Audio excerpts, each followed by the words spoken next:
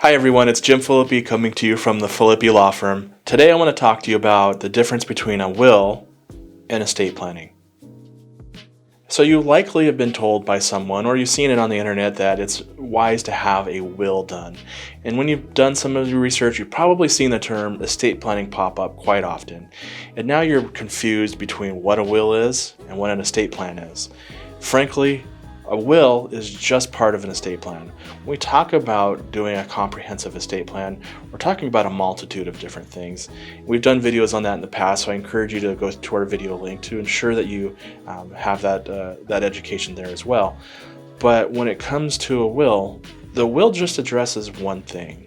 What that does is give instructions to the court on how you would like your estate to be dispersed amongst those that you want to give it to. In California, and through most of the other states in the nation, our legislature has created rules in which your estate will be distributed to certain people if you don't have a will. And that may work for some, but not for everyone. And so what a will does is simply replaces those instructions that the state legislature has created in the probate code with your own that fits your life and your wishes a whole lot better than what the state could do for you. Now, a will is limited to just those things that can happen at your death.